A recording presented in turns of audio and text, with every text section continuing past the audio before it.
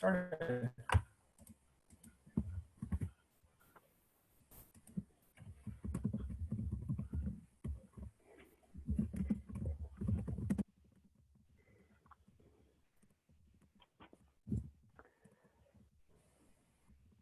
How many people are there? You should have like 50 or so registered. So we'll see how many come, and then usually another 20 or so watch on Facebook. All right. Hi, everyone. Thanks for joining us. You can open up the chat, and it should say all panelists. Once you open up the chat, you're going to want to click that and hit all panelists and attendees. So that way, whatever you're typing in the chat comes up for everyone to see. And you can post where you're watching from and also something you are interested in learning during the presentation today, and we'll make sure we cover it.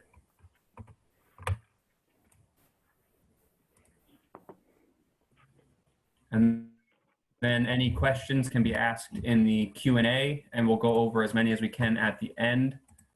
And we'll get started soon.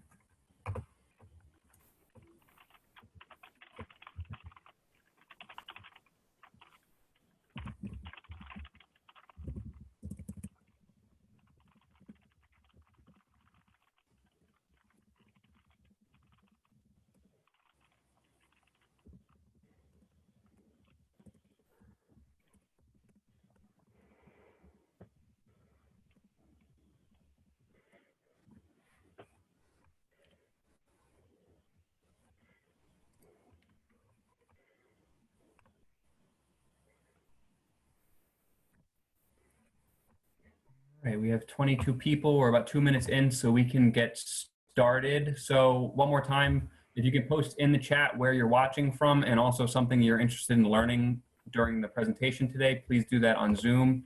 Anyone who's watching on Facebook, you can just type that directly into the comment section on Facebook.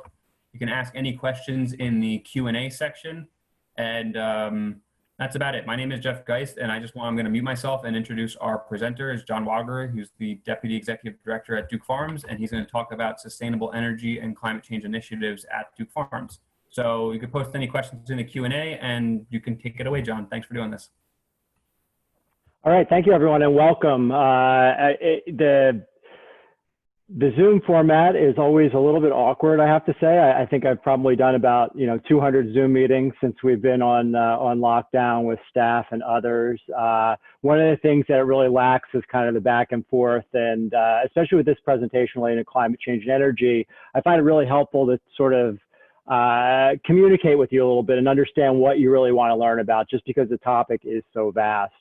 I'm going to start off talking about climate change and energy in sort of a global sense, literally, and a physical sense. And then we'll do a kind of a little bit of a deeper dive about how we're addressing it here at Duke Farms and things you might be able to do locally, either at your house or in your community, et cetera. So just put any questions or comments you might have in the chat, and then at the end Q&A, we'll leave some time for Q&A as well. So just a little bit about me. Hopefully Jeff will tell me if the slides are not advancing. You're good. Everything is working. Good.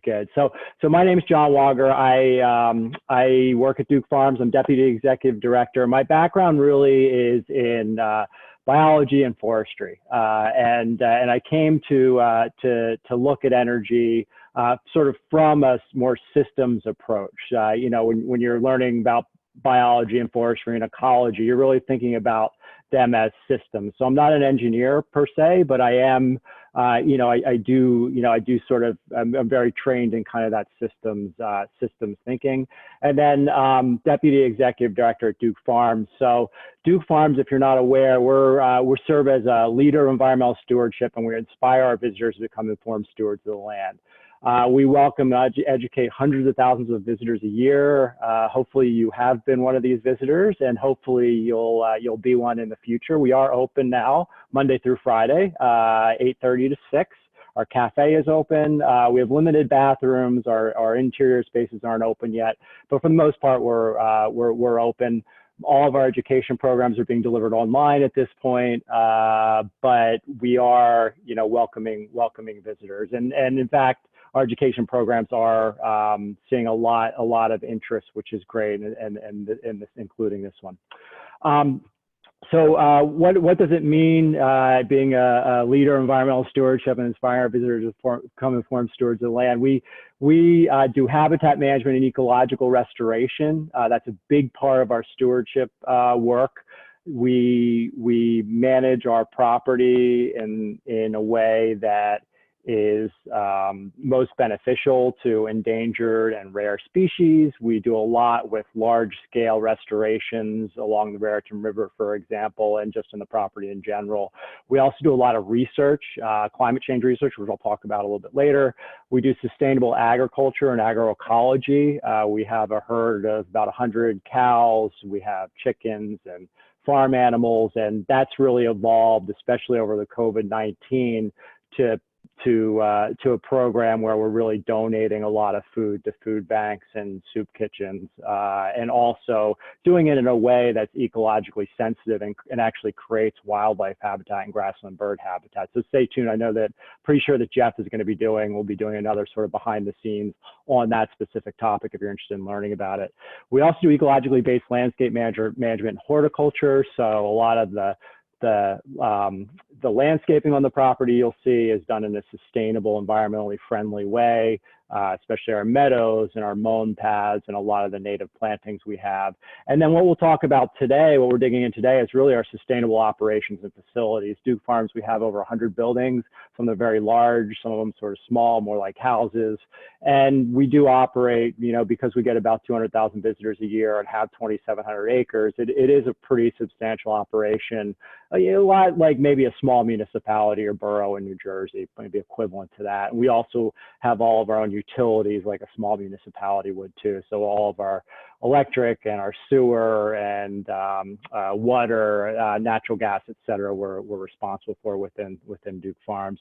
And then finally, we have a big sustainable visitor services. So when you come to the cafe, you'll notice things like compostable items that we use, although that's sort of changing because of COVID and sanitary issues. But and then all the other things we do, kind of visitor service-wise, to be sustainable when we're serving our visitors and for those visitors that come. So that's the environmental stewardship angle of things. Then inspiring visitors, this is one of the things we do. Of course, we do environmental education programs, and they're kind of divided into a few different categories. There's a discovery-based environmental education. So that's sort of like using our app. We have a Duke Farms app, and coming here on your own and kind of discovering the property. If you haven't been here before, there's a lot of really cool things to see. And so there's environmental education sort of tied to that, not really led by anyone, more kind of self-discovery.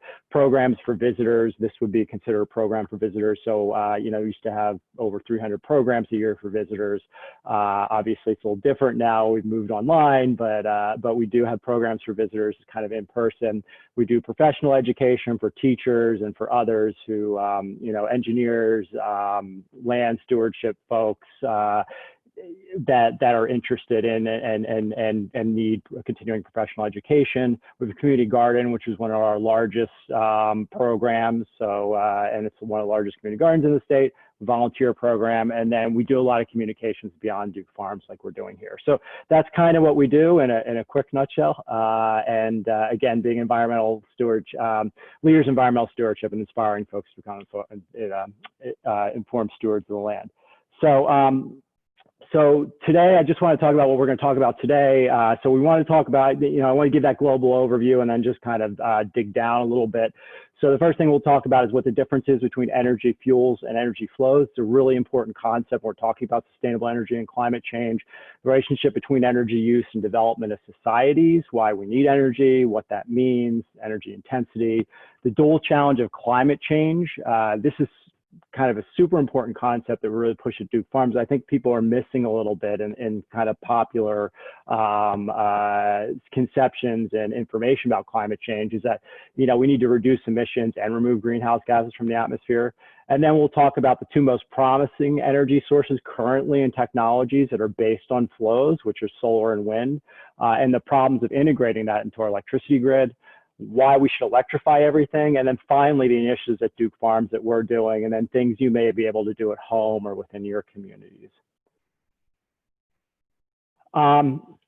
So one of the things overall, I think that, as humans, and I think about this as a lot, is this idea of there being a gap between what we can do and maybe what we should do, what we can do and what is wise. And I think this quote from Yuval Noah Harari, sort of a popular, I would sort of big history writer, thinker. If you haven't read any of his books, it's really, really fascinating stuff for, at least for a nerd like me. But he brings up this point that we're really good at manipulating systems, but we're not really good at understanding what the consequences are. And so he uses this example of a dam, right? So it's much easier to build a dam over a river than to understand all those consequences, all those ecological consequences of dams, whether it be changing the flow patterns, whether it be disrupting communities, whether it be disrupting sedimentation and things like that. So we tend to manipulate things before we understand them, and this is a huge challenge with climate change, right? Is that we don't understand the complexity of the ecological system. We're sort of misusing our power and we're unbalancing that system. And then specifically when we're talking about climate change and kind of thinking about solutions, I think we really need to think about it as two things. First, we need to eliminate emissions. So what that means is stop pumping greenhouse gases into the atmosphere. And that's really what we're going to talk about today. And I have to say that it's a very exciting thing because there are technology and there is a framework, at least for the energy sector, to eliminate or severely reduce emissions. There's no reason why we can't do it.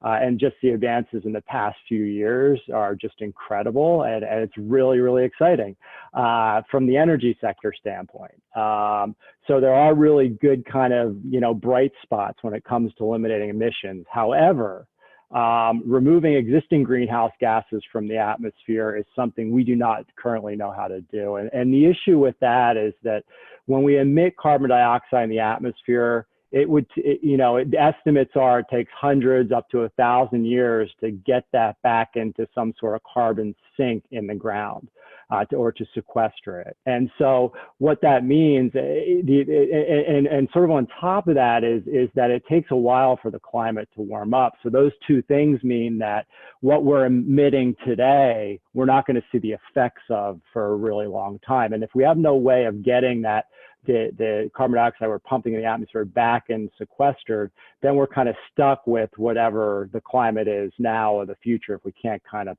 pull back. And I'll show you what I mean exactly in the Keeling curve in a second, which you've probably seen.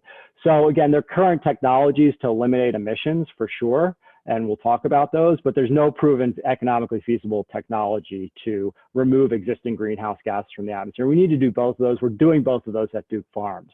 And I'll talk about how.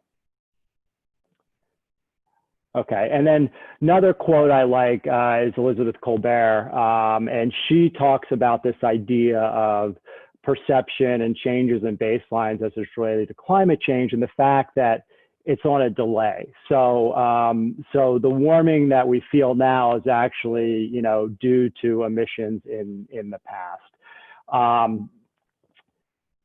And when we look at the Keeling curve, this is as of today, we have 413.76 parts per million of CO2 in the atmosphere. Now, pre-industrially, there was about 280 parts per million. And so those are the climates that all are, that's the amount of carbon dioxide in the atmosphere and sort of a measure of the climate that all of our cities, all of our society, all of our agriculture, all of our systems were really based on. So here we are kind of manipulating the system and not really understanding what those consequences are. So the idea behind sequestering that carbon, the idea behind sucking the carbon dioxide out of the atmosphere is to get this back down to 260, 280, back to pre-industrial levels if possible, in order to kind of maintain a more sustainable environment.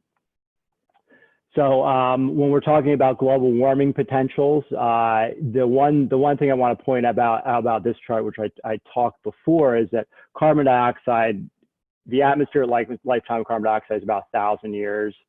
Methane is less. Nitrous oxide, which is another greenhouse gas related to combustion and related to nitrogen oxide related to agricultural, 114 years. But you can see that 1,000-year atmospheric lifetime of carbon dioxide is a really tough one. So it takes a while for natural systems to bring those numbers back down.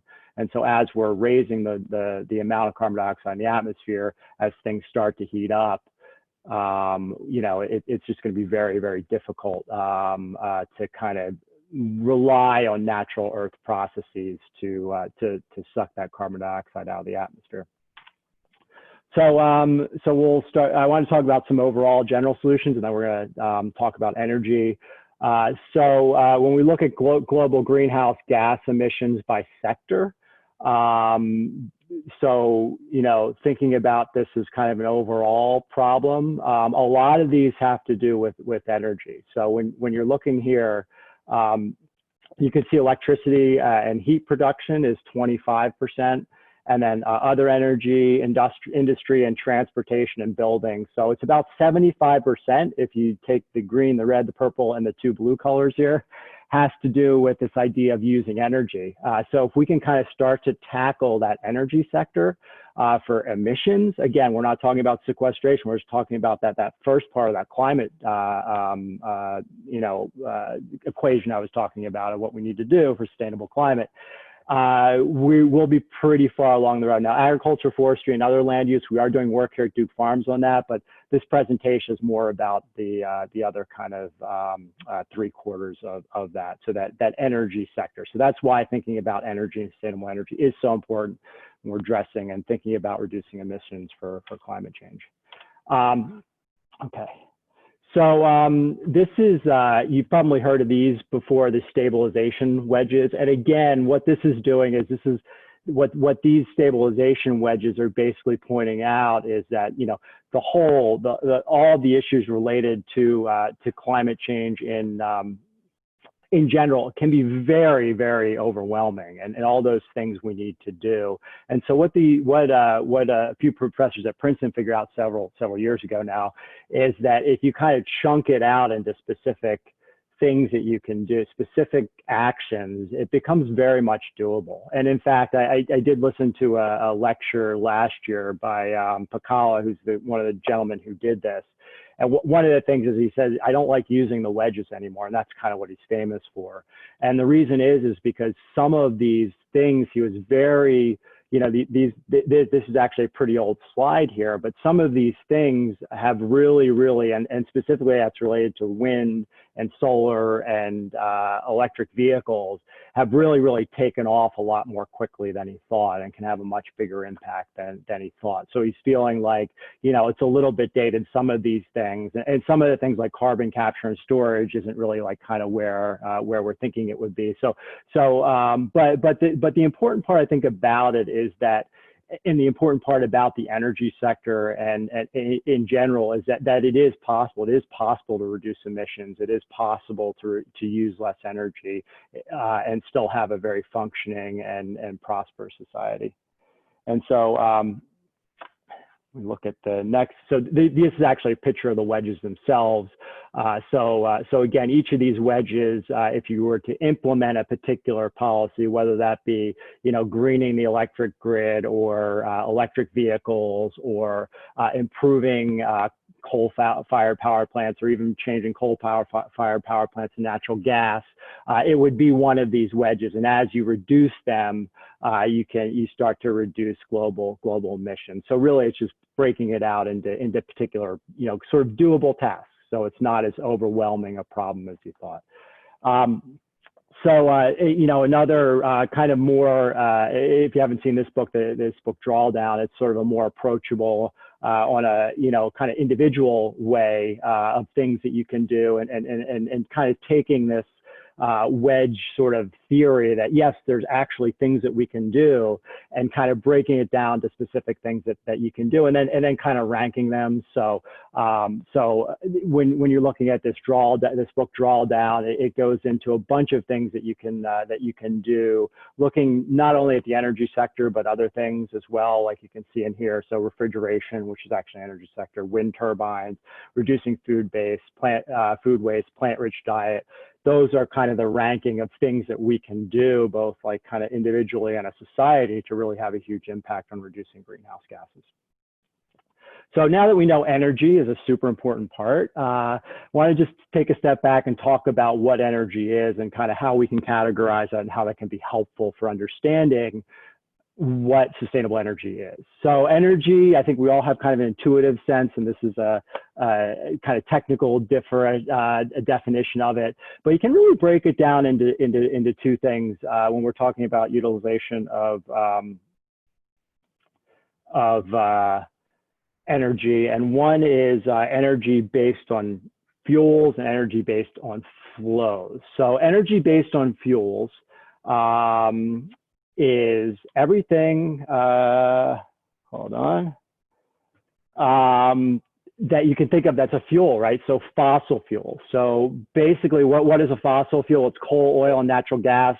They're all old organisms that were sequestered. It's carbon, you know, they're plants or marine organisms that went through geological processes that are, you know, carbon intense, and then but have a lot of energy. They're very, very energy dense, and they're awesome fuels: coal, oil, natural gas.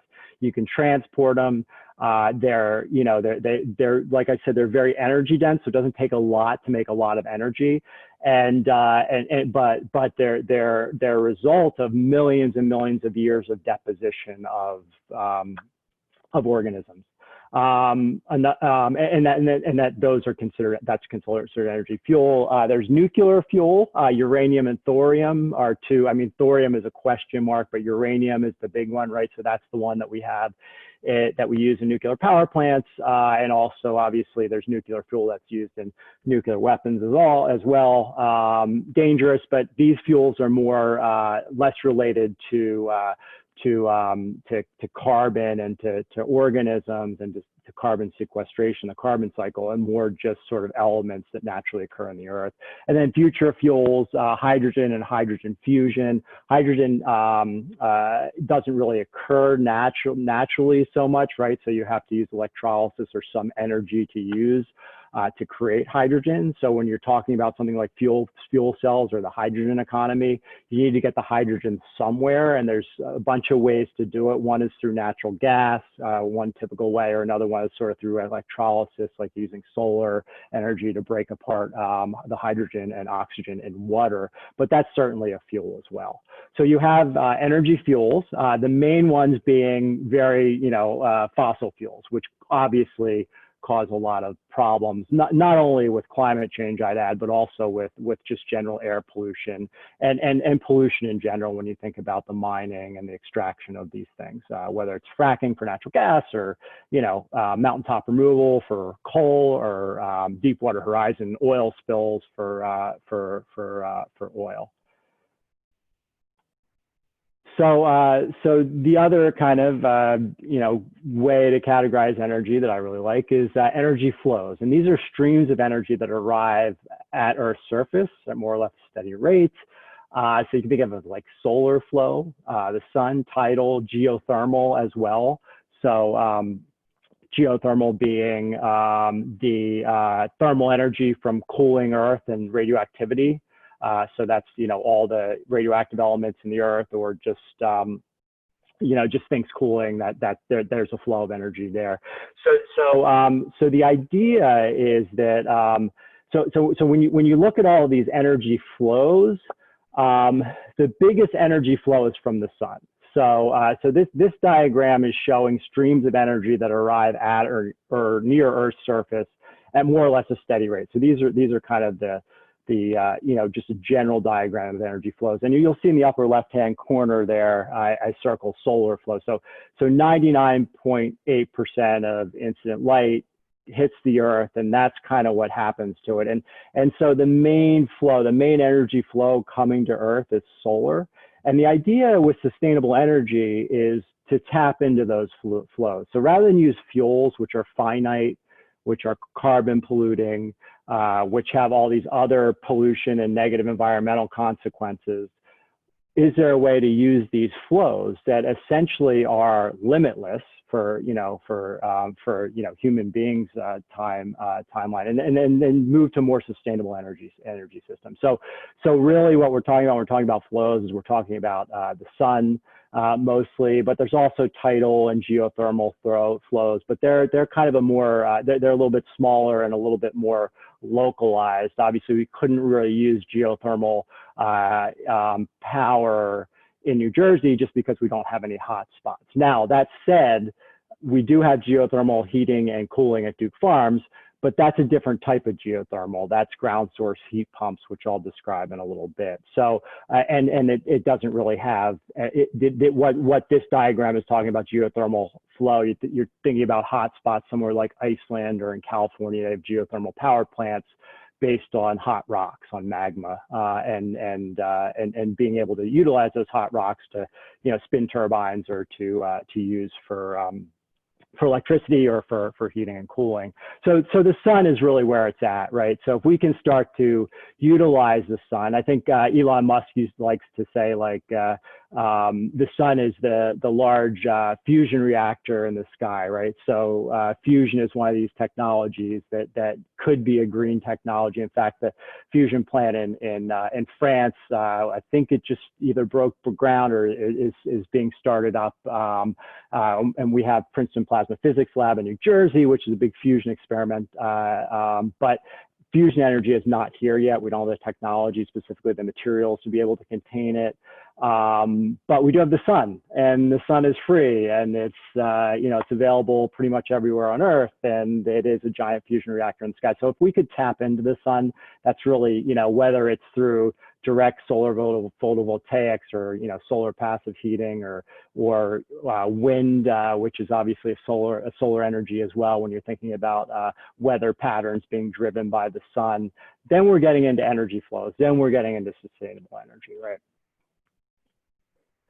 So when we think about energy, again, taking that step back, human energy use from about 200,000 years ago until around the 1800s was based on energy flows. And the argument that David Christensen makes in this book called Big History. Now, if you haven't read any David Christensen or listened to him, David Christian, it's really, really neat stuff. Talks about history from like this, really blown out from the beginning of the cosmos to today. But he makes this point that it was really limited on flows, and what that means is that if you think back to like the 1700s, we weren't really exploiting, or let's say the 1600s, we were really exploiting coal or oil or things like that. So what we would do, for heat is we would, use peat or cut down trees in a forest. And we were sort of limited by that forest regrowing, right? Like there was no real way so once you chop down all the forest, then you had no way of heating or cooking. And so growth and progress was really limited by the flow of energy. I mean, if you think about a tree is kind of more part of the sustainable flow than it is part of a fuel, because, it has to grow. The trees have to photosynthesize and grow wood. And so it was really limited on the energy flows hitting Earth. And then what happened in the 1880s, which you probably know, is that we started to utilize coal. Specifically in Britain, this is a kind of a neat diagram. So when you look at population and you look at coal production and then oil production, it just starts to skyrocket. So basically, in the 1880s, we sort of split off, and once we started to use these fossil fuels, we were really, really able to increase productivity, increase our populations, increase, some would argue one way or the other, our quality of life and just our ability to kind of live on the planet more easily. So energy is very tied to development, and it's a really, really important concept. And so, so that discovery of coal and then oil really, really enabled us as societies to grow. So we weren't limited by the amount of tree growth or amount of wood growth. We weren't limited on these flows. So that was a really, really positive thing in one way for society, that we were able to utilize these fossil fuels, and then boom, it was the activation energy, and we were able to to grow and sustain very, very large populations. And here's another population graph just showing that sort of taking off, the Industrial Revolution based on fossil fuels, based on the ability to utilize this energy from 300 million years ago. So one of the issues with that, right now we have approximately 7.5 billion people on Earth.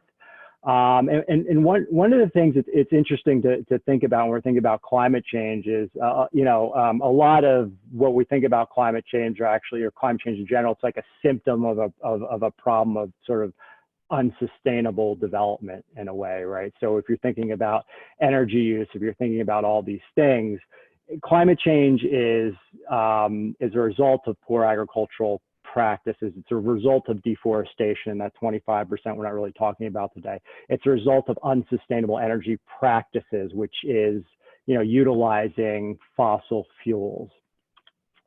And so when we're looking at consumption worldwide of these 7.5 billion people on Earth, there really is, when we're thinking about this, some inequity. So when you think about you look at, so this is from 2014, this diagram, but the round blue blobs on this is a relative measure of energy amongst countries. And when you look at the United States and you look at China, what you see is about the same amount of energy used, although China has 1 billion people and we have 350 million. So, there are definitely energy rates, use of energy varies a lot. And then if you look at Africa, you can see the dots are very, very small.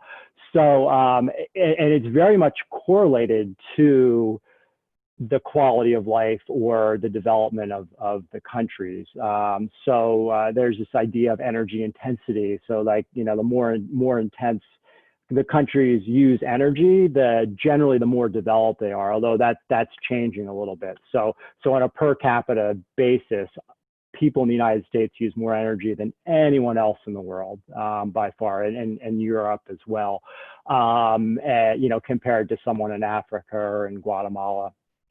So I served in Peace Corps in Guatemala, and so these are some pictures of the families that I worked with.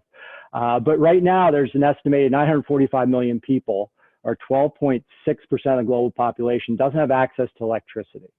So, when you're thinking about this and you're thinking about, okay, so the United States, Great Britain, Europe, now China was able to get, billions of people out of poverty, hundreds of millions of people living the quality of life we see now. And we were only able to do that by utilizing fossil fuels. I mean, arguably, if there wasn't coal or oil or what have you, we would not have the developed society we have now. What do we say to, Don Carlos and my family in Guatemala? Like, all right, well, you can't burn fossil fuels. You can't, just continue being subsistence farmers, and that's not really reasonable. And you see these arguments coming up a lot.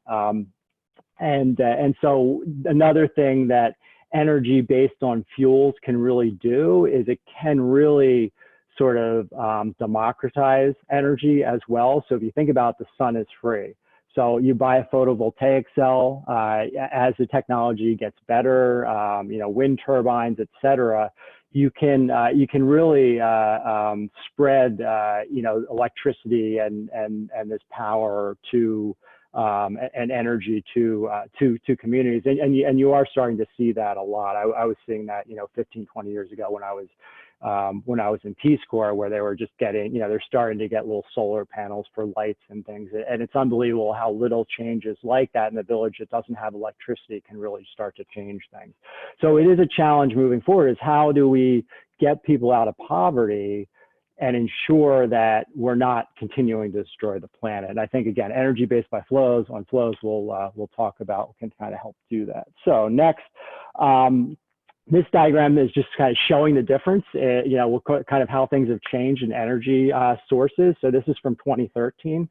The only thing that's changed on this is that coal has actually gotten lower as far as energy use in the United States, which is good. Natural gas has gone higher, which isn't so good. So everything else is pretty much the same. But what this is showing essentially is we're really, really reliant on fossil fuels still. We used to be reliant on wood. So if you look at 1776, that line from 1776 is that wood that I was talking about, which is really based on flows, you know, that growth of wood in the forest. And then nuclear, other renewables is also climbing a little bit. So we're still extremely reliant in the United States on fossil fuels. Just real quick, kind of how we use fossil fuels. And I want to just point this out because we're going to talk about electric vehicles.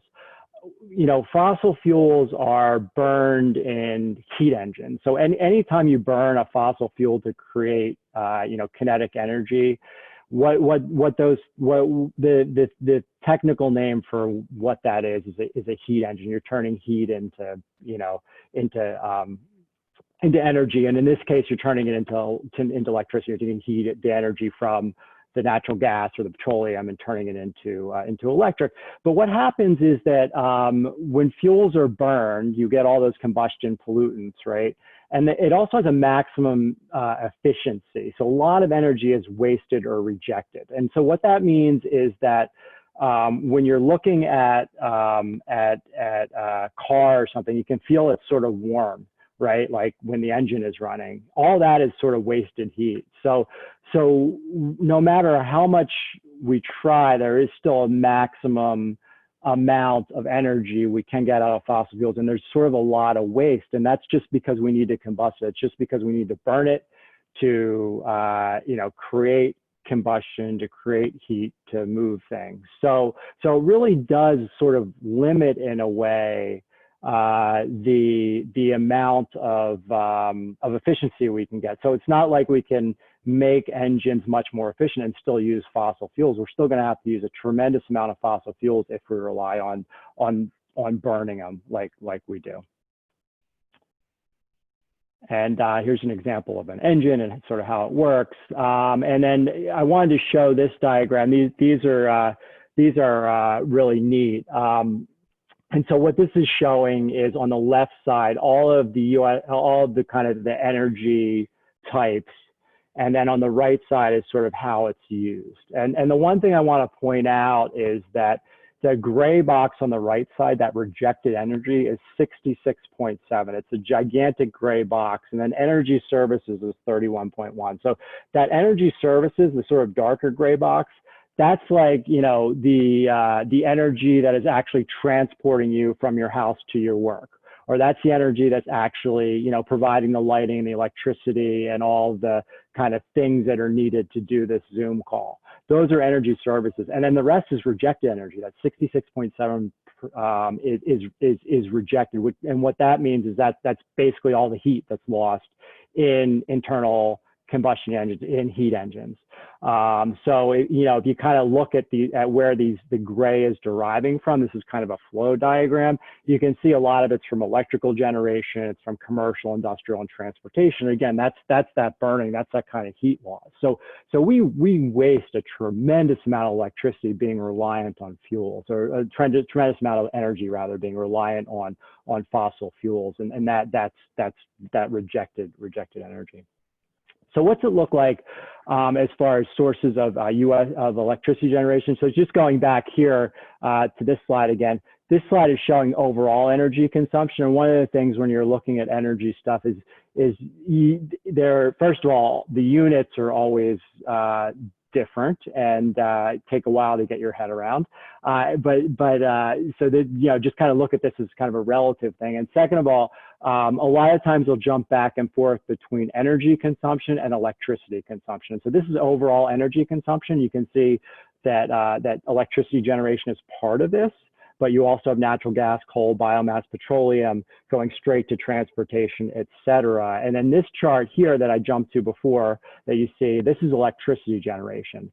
So this is showing that subset. So when we're talking about electricity in the United States, this is where it mostly comes from. So it's natural gas, coal, and this has actually changed quite a bit in the past year, where natural gas has increased and renewables have increased and coal has decreased quite a bit. And nuclear has stayed about the same or decreased a little bit. So this is how we generate our electricity. And this is super important because as we move to sustainable energy, we really want to electrify everything. So it's important to kind of know where things are at with electricity. And then this is zooming into New Jersey. So if you didn't know, New Jersey, this is just a snapshot in January. And this is showing that natural gas and nuclear provided a little bit more electricity than natural gas to New Jersey. And it's interesting because natural gas actually provides more overall. I think it's like 60-35, 65-30, something like that, with the rest being renewables in New Jersey, a small percent of renewables now. And then coal-fired, we have maybe one operating coal plant in New Jersey, which is pretty cool, and it's very small. So as our grid is in New Jersey, as the electricity generation goes in New Jersey, we're relatively carbon free. Now, depending on what you feel about nuclear, we do have one of the largest nuclear power plant complexes in Salem County, New Jersey. It's carbon free. It's it is providing the electricity that we use. Obviously, there's nothing more toxic than nuclear waste, and they can be extremely dangerous, nuclear power plants. So there are definitely environmental downsides, but as far as when we're talking about climate change, there's a lot of upside to using nuclear. So again, New Jersey, we're mostly natural gas and nuclear. That's how we get our electricity, which is kind of neat because it does provide a neat opportunities, which we'll talk about in a second.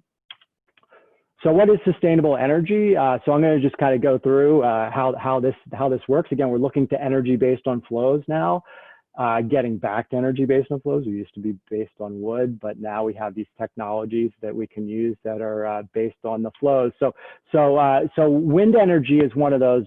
Is the one in New Jersey, I would say, that has the most potential to green our grid, to displace that natural gas. So wind energy, there's two types. There's onshore wind and offshore wind. It's pretty much exactly what you think it is. Onshore wind are the wind turbines that you see. If you've ever gone up 87 to New York, to like Montreal or the Adirondacks, you'll see onshore wind. I'm sure you've seen onshore wind turbines, and then offshore wind turbines. We'll get to it in a minute, but New Jersey has a big initiative for that. All right, just looking through some of these questions real quick. All right.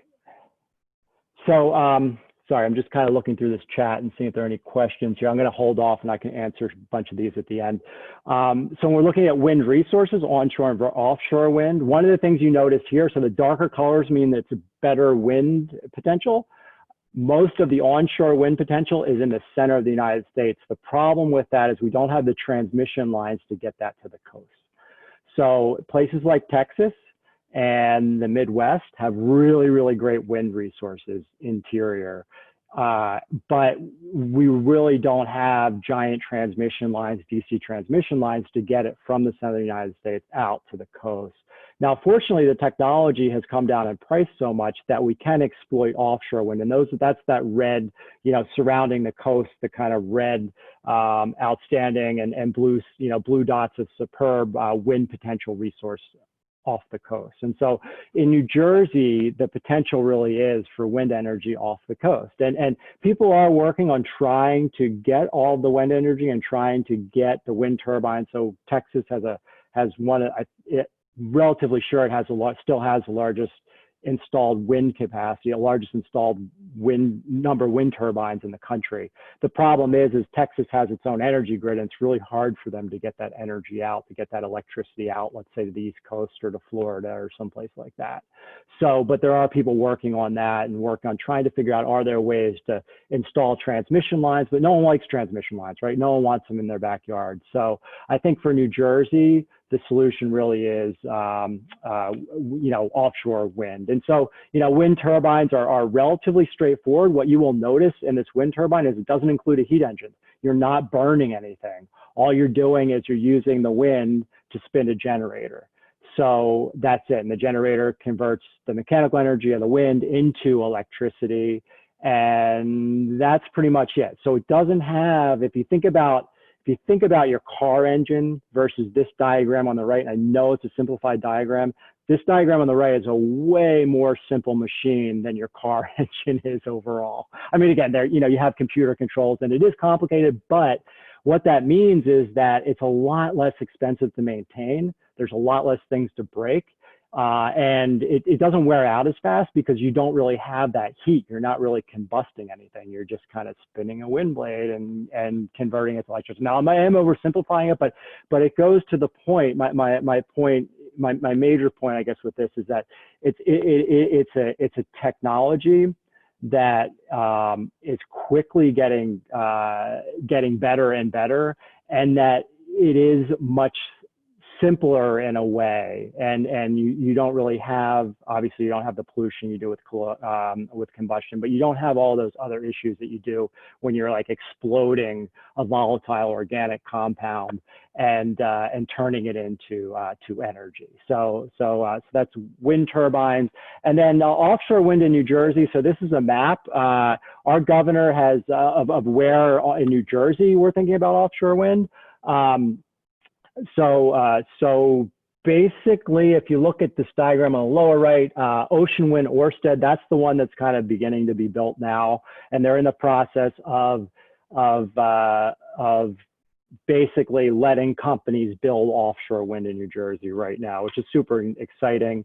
Now, this was from November, so the original target I think was 2.5 gigawatts, and now we're up to 7.5 gigawatts. Now, again, getting back to the units of energy, it's what's a gigawatt? Essentially, the nuclear power plants are around 1 gigawatt. So this is about 7.5 nuclear power plants worth of, or I should say a large coal plant. I think our nuclear plants are a little more than that. But anyway, a large power plant's about 1 gigawatt. So this is about 7.5 large power plants.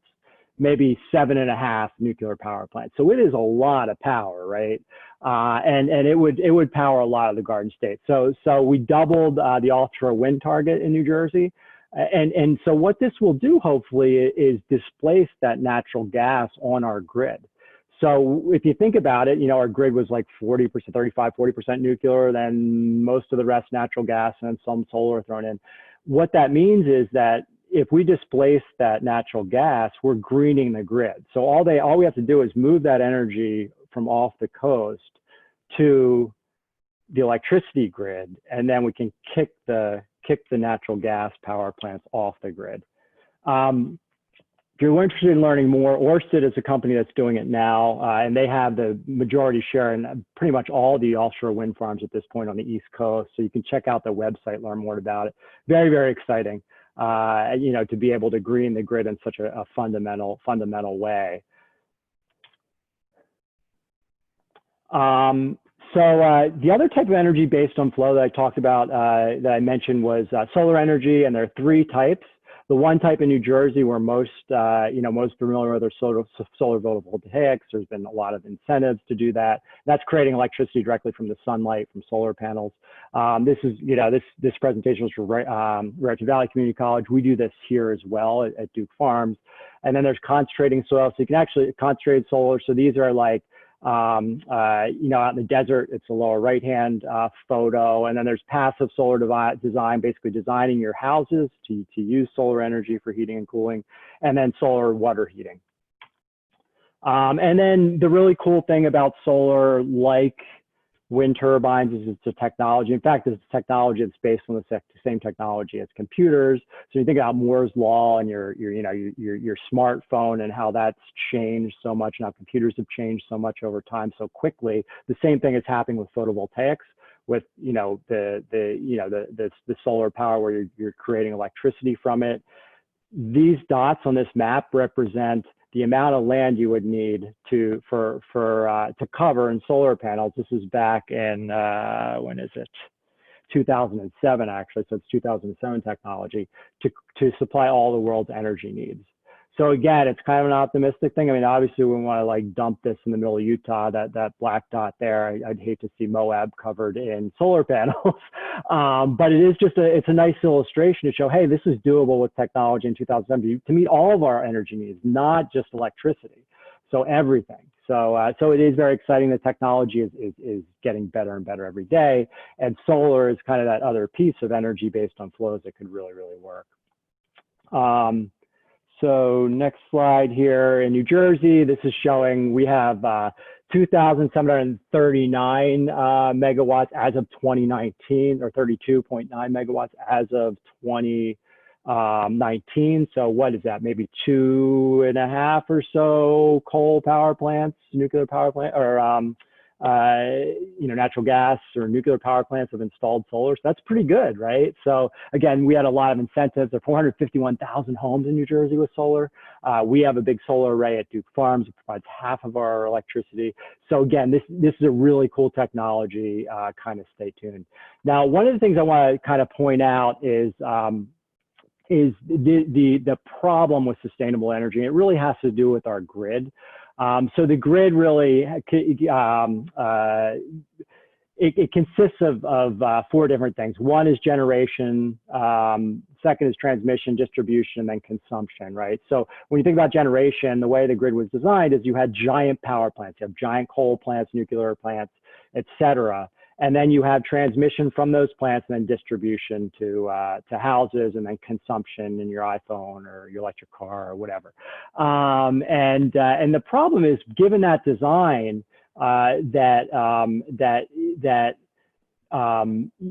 when you have a large power plant, you can really turn it up and turn it down, right? So if you have a natural gas plant, and let's say, tomorrow's going to be really hot again. So what the electricity markets are doing, and they're saying, okay, we need, X amount of kilowatt hours tomorrow because it's going to be hot, and they have all these crazy miles to do it. The gas plants can turn it up and turn it down. So they can say, okay, yeah, we can provide you that much, or we don't need to provide you that much. Like, and they're peaking plants that kind of help with this. So it's very, you can really fine tune to a large extent. And this is the way the grid was sort of designed, based on what you think that demand is going to be. So you can say, okay, we need, these 3 nuclear power plants online, these coal plants, these gas plants, and that will be enough for demand. Now, the problem is that, and I'm just going to cruise to another diagram of the grid here. The problem with sustainable energy is, let me go to this next diagram here, is that when you think about wind and solar, one of the things is the wind doesn't blow all the time, right? There's certain times of the year or certain times of the day or weather patterns where the turbines might not be blowing. And also when the sun might not be shining, it might be cloudy. So you're not going to get as much electricity when the sun isn't shining on photovoltaics. And what that does is that really messes up the grid, right? So if the grid is really relied on these power plants being able to kind of ramp up and ramp down the amount of power going out there based on demand, with solar and wind, you can't really, it's sort of must take. You need to sort of, when it's generated, be able to get rid of it and have it be consumed. So there's a real mismatch there. And I'll talk about how they can kind of address it. But the real concept there is that the grid was really designed to be very highly managed on the supply side and very predictable on the supply side. And then when you're talking about solar and wind, sometimes that's not as predictable as it's definitely not as predictable as power plants. But there are things they're doing to make it more predictable, and we'll talk about that in a second.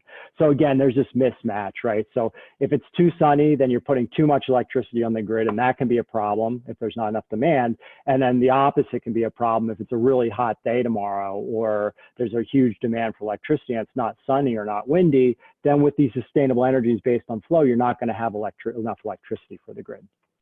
So, there are a bunch of ways they sort of think about this. And what these 2 diagrams show is the way that electricity generation of the grid kind of works. And as I said, there's this idea of base load.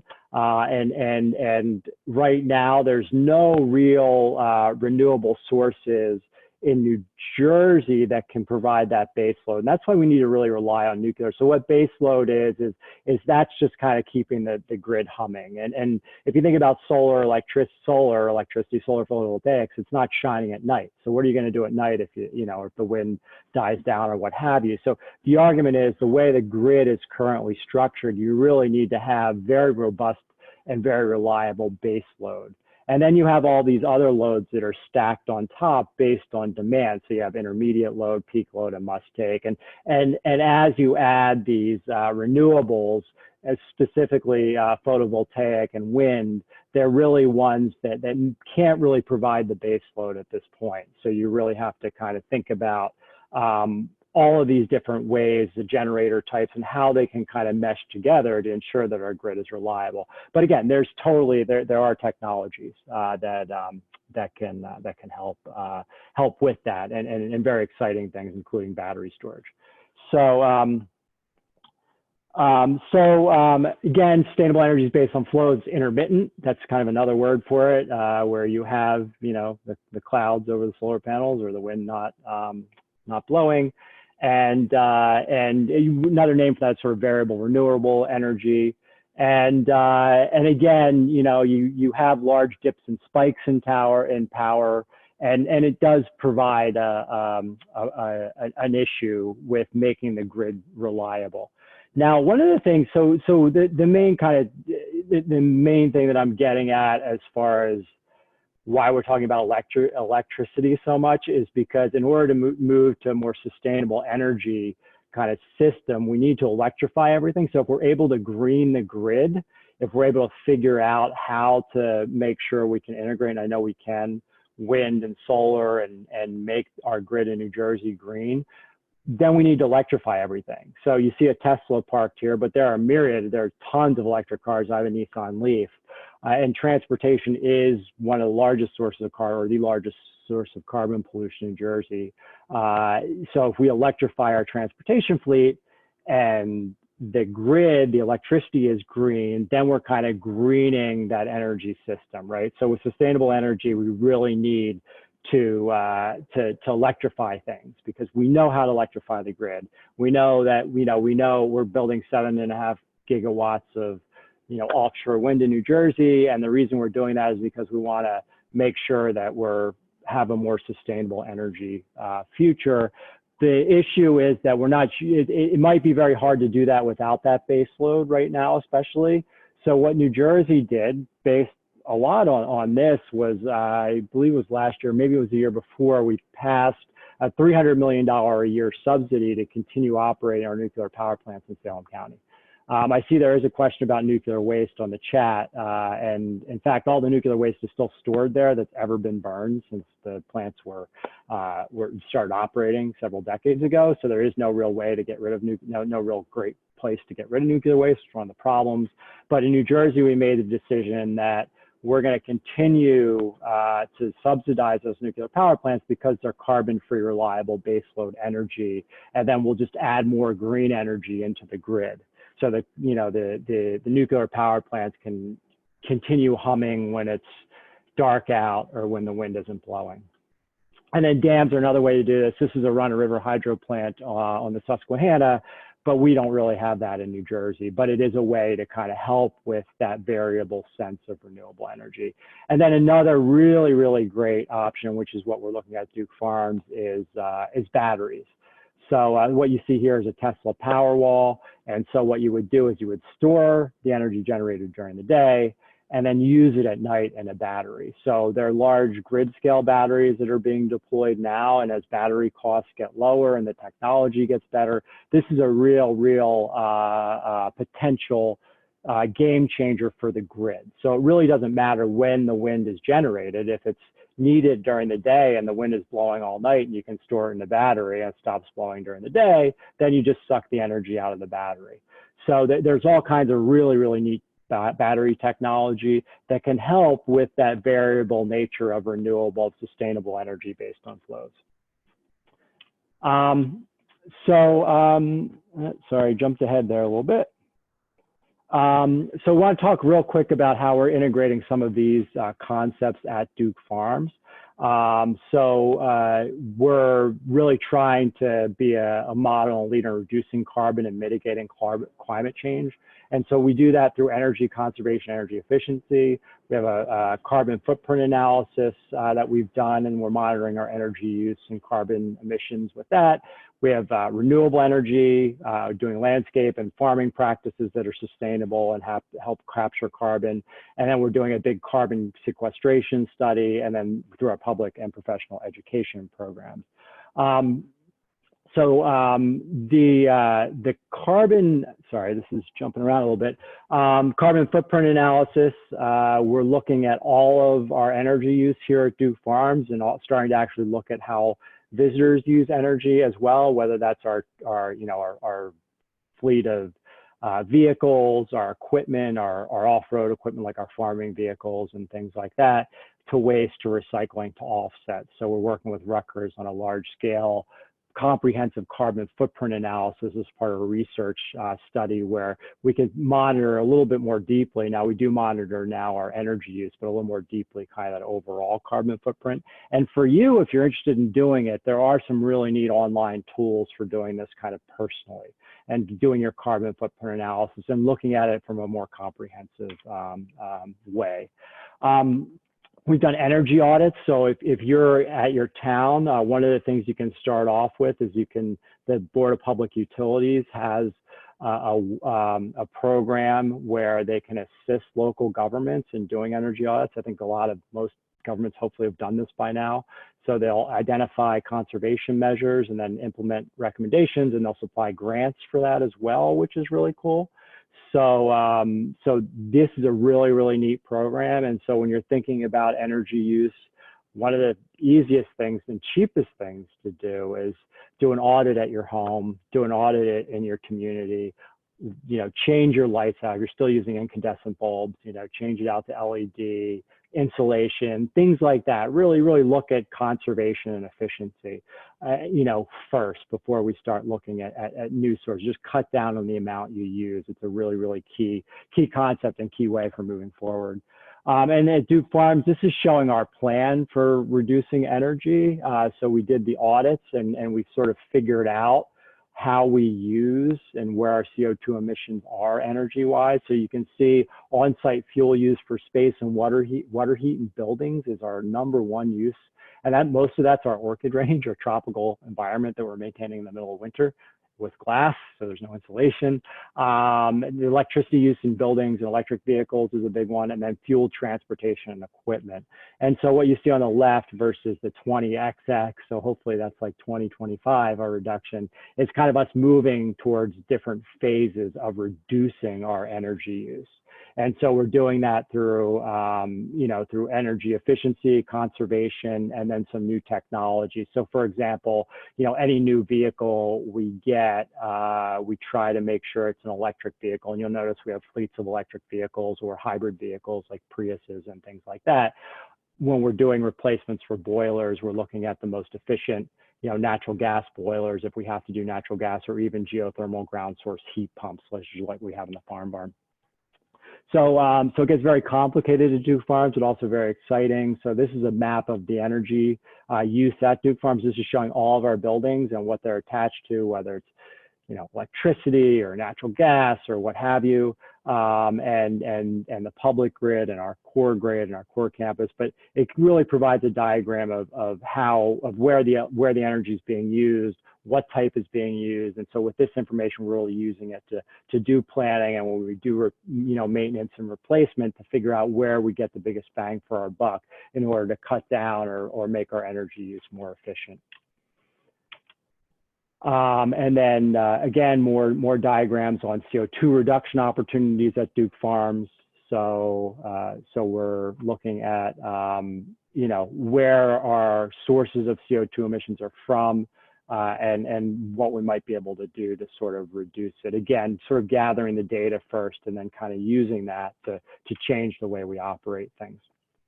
So this is a really interesting thing that kind of mirrors a lot of homes and a lot of places in New Jersey, in that fueled heat use is sort of the #1 primary use of energy at Duke Farms. So again, it's the Orchid Range, it's all of our buildings that are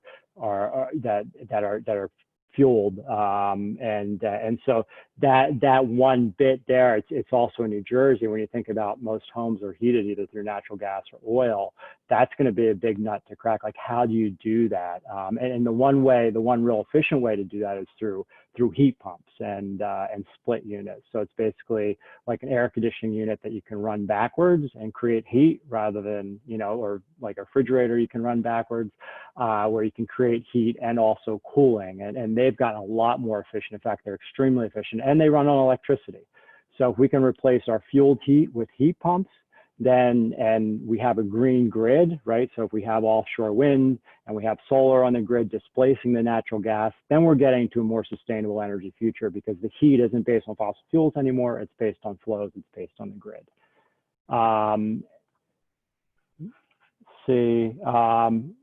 So these are emission summaries. So again, this is energy use. This one's emission summaries, very similar. So fueled heat, again, is half of the carbon emissions at Duke Farms. And the electricity number there, that 25%, is based on the grid power that we use. So that's based on how much the electricity that we consume at Duke Farms, beyond the amount we produce from our solar panels. We only use about, the solar panels only provide about 50% of electricity use.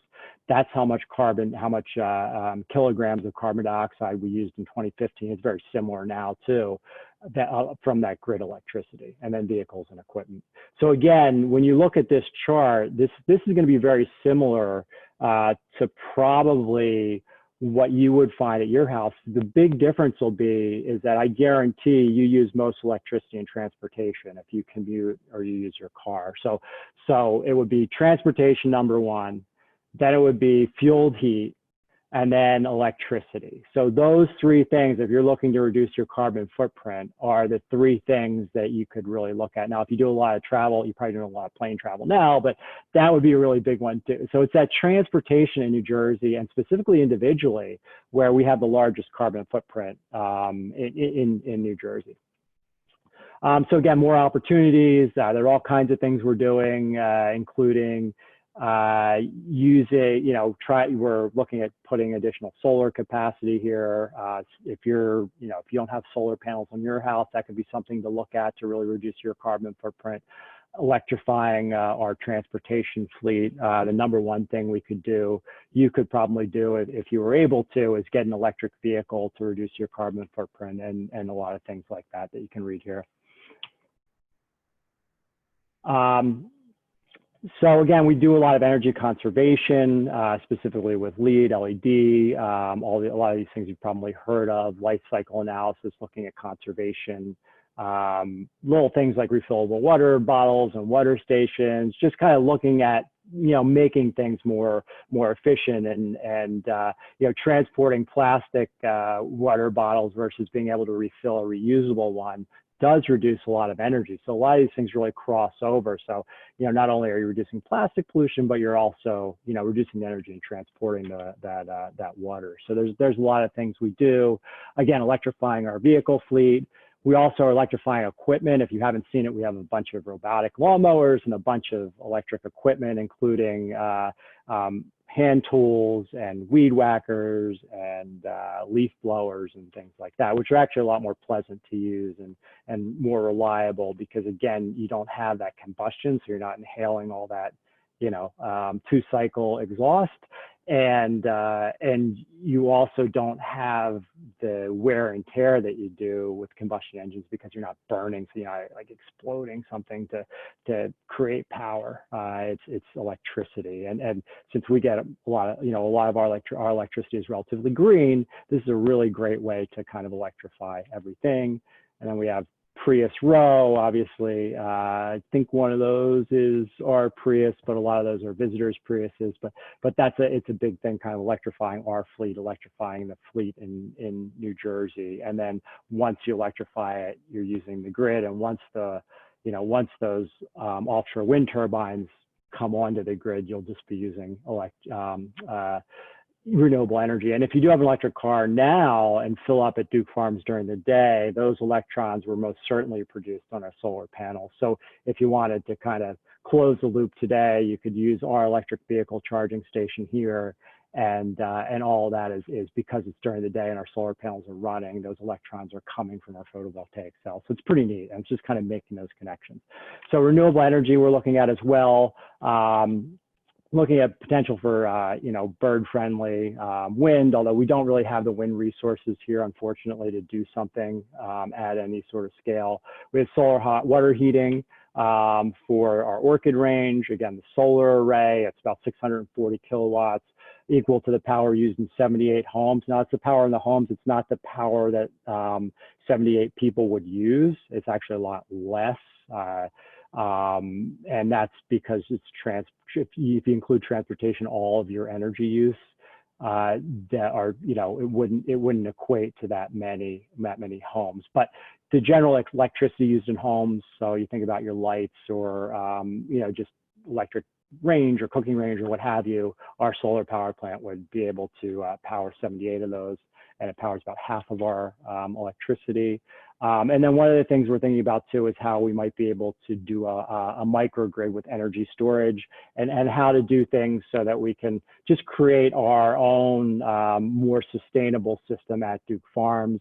This is something that when you think about the grid, and when I was talking about, you know, the way the grid works, one of the ways that is problematic, one of the things that's problematic for the grid is, you know, if you're thinking about it being based on large power plants and then transmission lines and then distribution, and these large power plants being centrally located, when you think about especially solar energy, it gets distributed on people's houses, and that creates kind of problems for the grid, especially larger solar plants if they need to be located in particular areas, et cetera.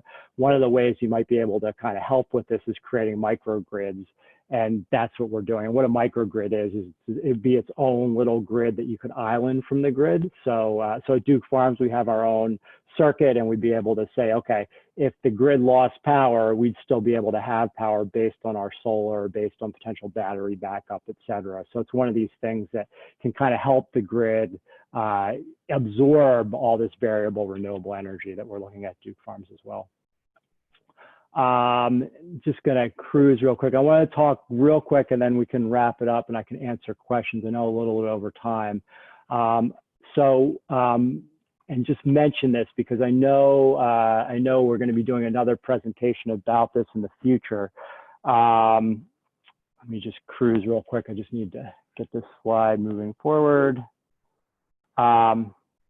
Okay, so one of the things we're doing at Duke Farms, in addition to all the built stuff, and hopefully after COVID, you can come and kind of take one of the classes here and we can kind of show you some of these technologies, is we're looking at that other piece of the sustainable climate equation, is how we might be able to use our lands here at Duke Farms and our management practices to suck that carbon dioxide out of the atmosphere, to move from the 400 plus part per million that we have now back to the 280. Are there ways we can do reforestation? Are there ways we can change our agricultural practices to increase the amount of carbon in soils to start to sequester the carbon from the atmosphere? So we're in a large research study with Rutgers right now to look at natural climate solutions. And in fact, there's sort of three types of actions when people think about natural climate solutions to kind of suck the carbon dioxide out of the atmosphere. One is protecting intact ecosystems.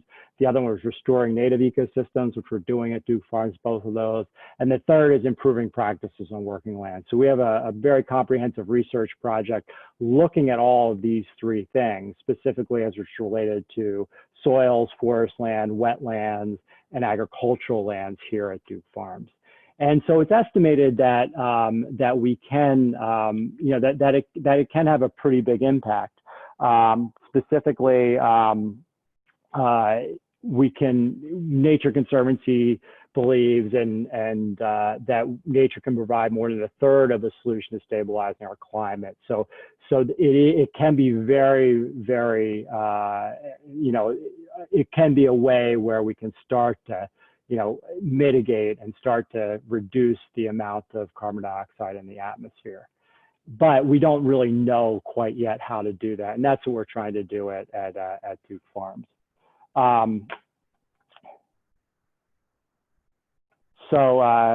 Under kind of the preservation, restoration, we've restored 590 acres in the Wetlands Reserve Program. We have 370 acres in Grassland Reserve Program. We've planted more than 300,000 native trees and shrubs, and we converted more than 250 acres of turf grass, should say turf, not turn grass, to native meadows. So we've done a lot, and this is kind of a picture of some of the restoration. And if you think about like a bare soil versus a natural meadow or forested area, the natural meadow and forest area are going to sequester a lot more carbon. Also, there's just secondary and tertiary benefits of wildlife habitat and being aesthetically very pleasing, and biodiversity. So it really kind of all works together in a nice way. This on the right, on the right is kind of a difference between kind of a row crop soy with interseeding. So this is a way we're trying to increase soil content through cover crops and through basically getting more soil organic matter into the soil with more traditional row crops. And the left is a forest at Duke Farms where you see the entire understory. There aren't any deer, so we do have very great ecological restoration as well. So I want to jump, real quick, sorry, I'm just jumping around a little bit. I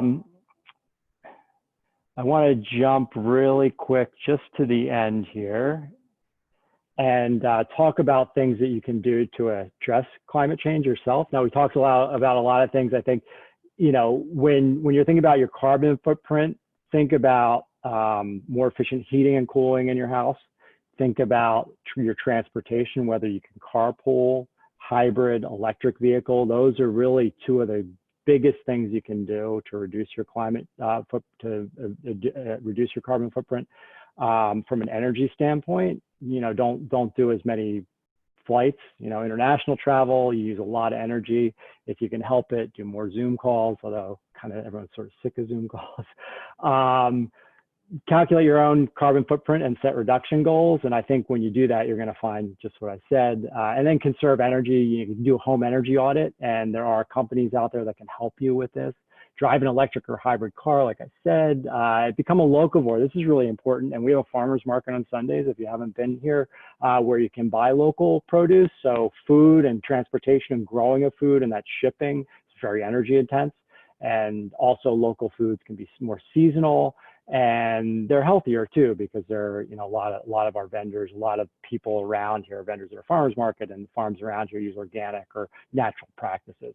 Use organic gardening and lawn care methods, grow a meadow, I don't fertilize or water my lawn, and it's actually greener than my neighbor's lawn now. It's sort of a freedom lawn. It's a lot like the lawns here at Duke Farms. So there are ways to kind of have nice lawns and be a little bit more sustainable. Conserve water, that's a big one. Pumping and moving water takes a lot of energy. Stay informed and spread the word, and then support leaders who are willing to address climate change. Obviously, there's a presidential election coming up, and it's pretty obvious where the candidates stand on that. Our local legislators are really good with these issues, I have to say, and also our senators and congressmen, and support policies to address climate change. So I'm going to leave it at that. I'm sorry I kind of ran through that last bit. I know I'm over time quite a bit, and I will just say, if you want to learn more about the natural climate solutions stuff, just because I just cruised through that really quickly, there will be, just kind of keep your eye out. We're definitely going to be doing more education about that, and our staff who work specifically on that, again, specifically on the habitat restoration and what we're doing with soils and our ag land and our forest land and wetlands to study and address this idea of the carbon dioxide in the atmosphere and sequestering it. That will be in the future. So let me check some of these questions real quick in the chat. Okay. So someone said they're interested in adapting historic structures for sustainability. interpret 2 houses for the Park Service, and we've just yes, we have adapted many historic structures at Duke Farms here.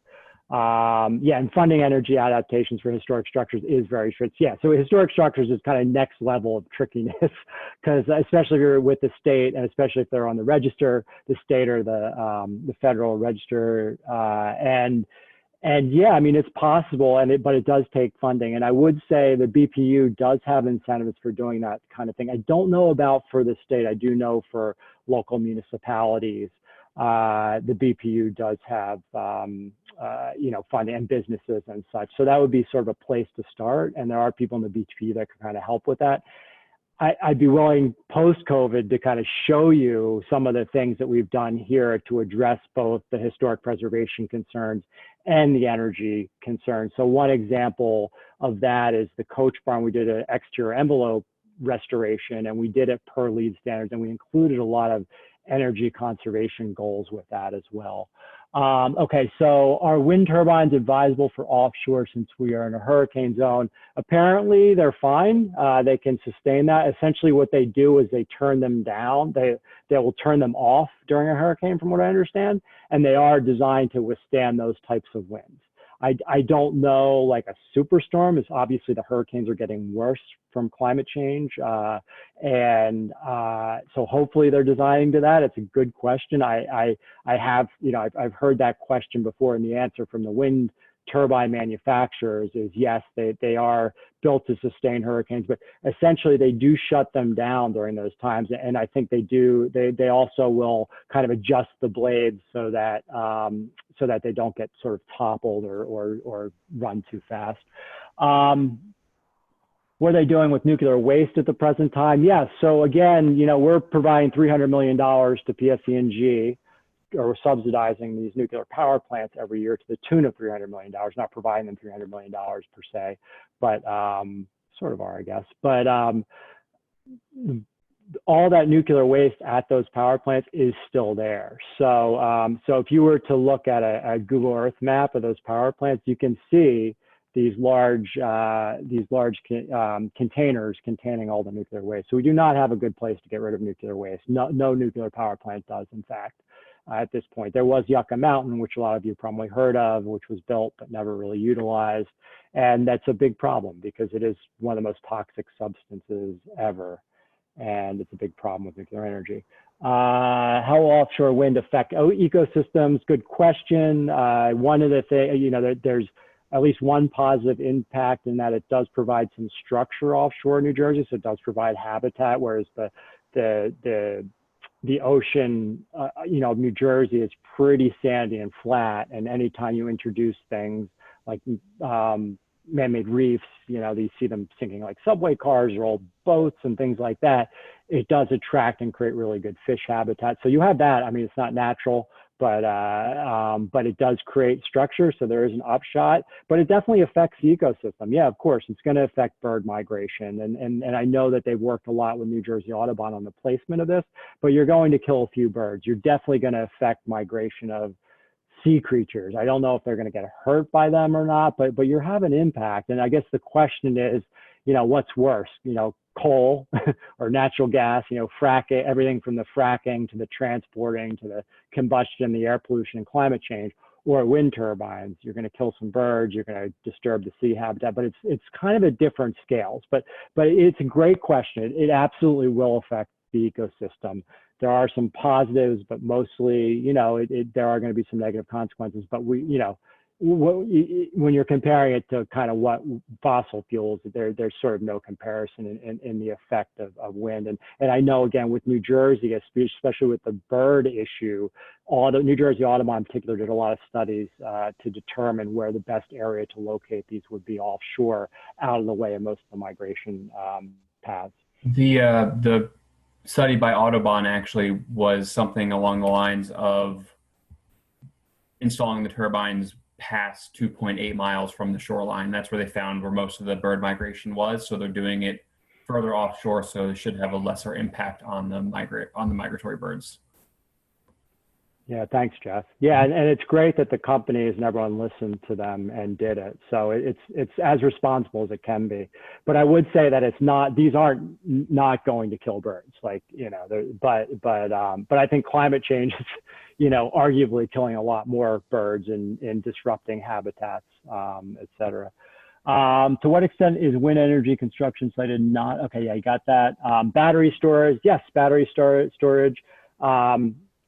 Battery storage is very exciting, and it is a way to kind of even out. I talked about that before, to kind of even out how the energy based on flows can work, because that excess energy you pump into the battery. So when the sun is shining during the day, you fill up your battery, and then at night you can use it. Or when the wind is blowing, you fill up your battery, and at night you can, when the wind isn't blowing, you can use it.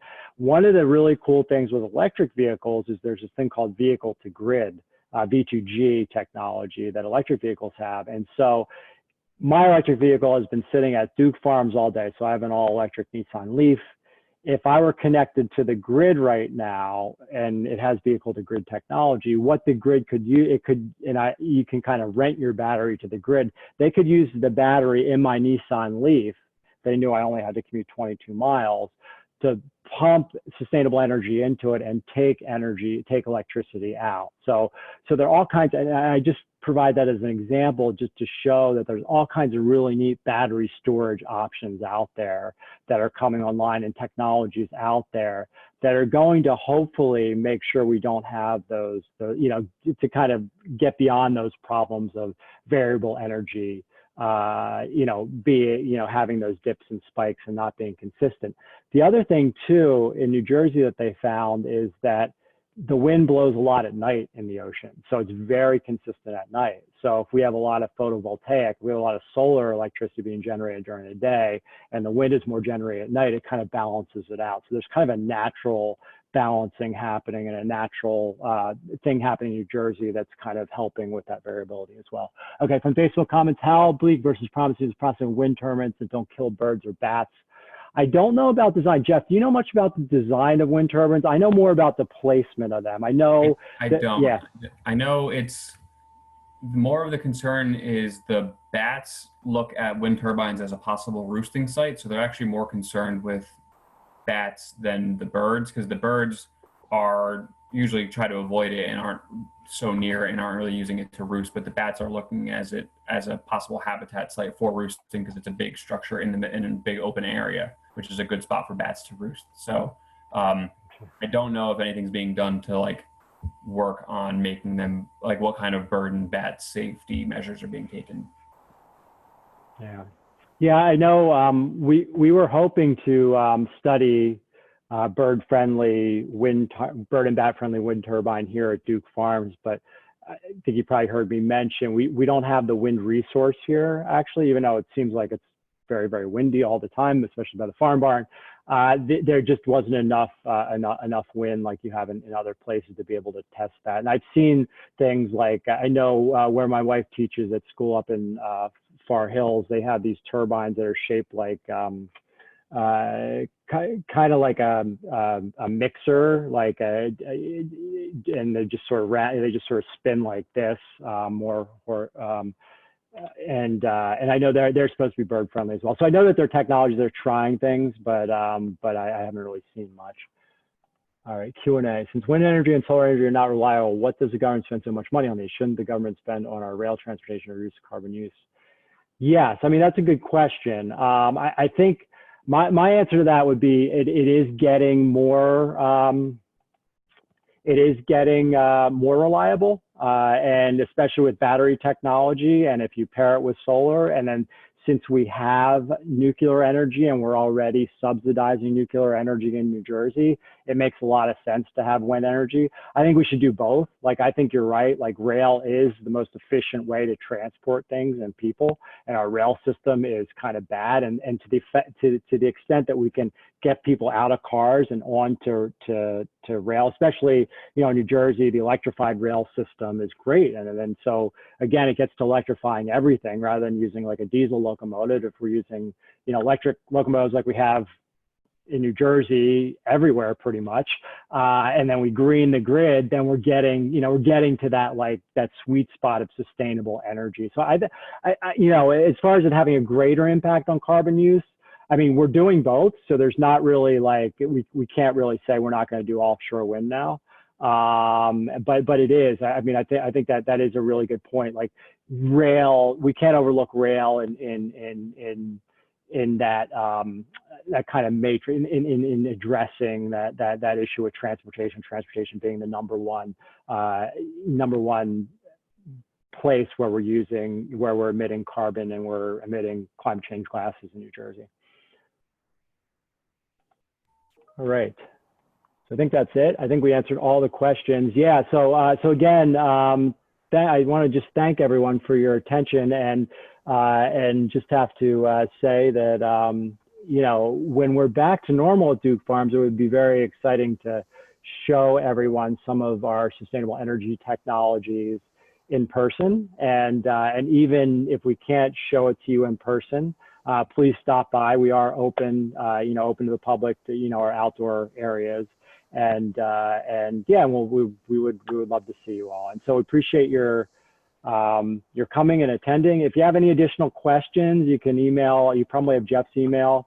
I'd be happy to answer them. Happy to talk more about sustainable energy with you, and any other questions you might have about Duke Farms. So thank you all very much.